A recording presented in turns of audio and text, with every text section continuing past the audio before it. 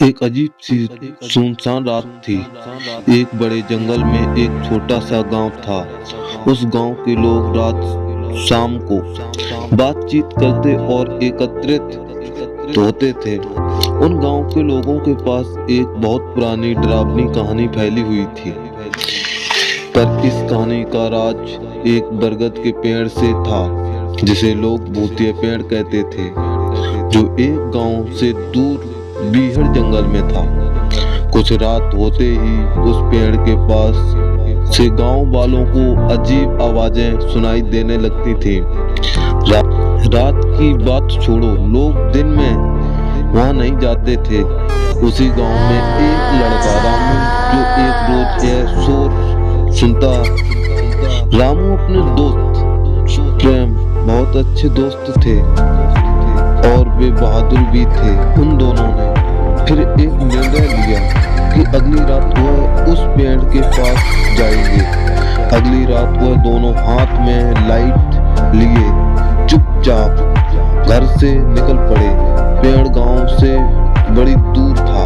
जंगल में सूखे पत्तों की आवाज से डराते हुए उस पेड़ की ओर बढ़ते जा रहे थे। वो आवाज उनकी कानों में तेजी से सुनाई देने लगी थी।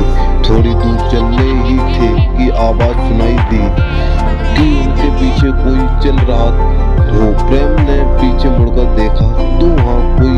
रामू बोला, कुछ नहीं है, चल ना भाई। पर वे दोनों डराते बढ़ते जा रहे थे। तभी वो कुछ दूर आगे नजर उठाकर देखते हैं कि वहाँ पर कोई खड़ा है, जो सफेद पहने हुए है। राजू आवाज मारता है, कौन है वहाँ? कौन है वहाँ? मुझे आवाज क्यों नहीं देता? क्या हुआ तुम्हें? क्यों चिल्ला रहे हो? और वह धीरे धीरे आगे बढ़ता है कि वह देखता है वहाँ कोई नहीं है और आवाज शांत हो गई। जंगल एकदम सन्नाटे से छाया हुआ था, पर आवाज और प्रेम उस पेड़ की ओर बढ़ते जा रहे थे कि उनके साथ किसी की चलने की आवाज आ रही थी। उन्होंने लाइट से देखा तो कोई न दिखा। थोड़े आगे चलने के बाद उनके आगे से परछाई निकली और वो डर गए। प्रेम ने आवाज दी, तुम कौन हो? पर किसी ने आवाज नहीं। थोड़े से चल ही पाए कि एक ठंडी हवा का झोंका आया और डरावनी आवाज के साथ बोला कि तुम दोनों कौन हो?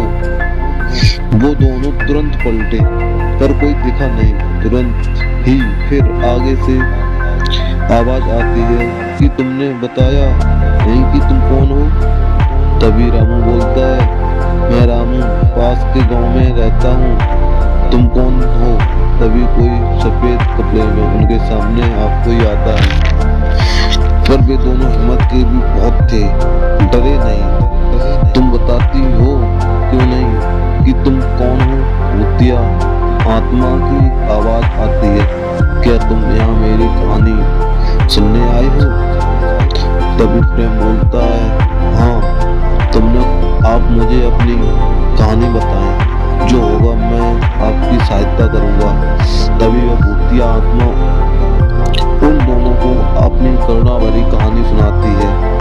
प्रेम और राजू उसकी कहानी सुनते हैं और कुछ उसकी सहायता करते हैं और तभी लाइट में गांव की ओर चल पड़ते हैं।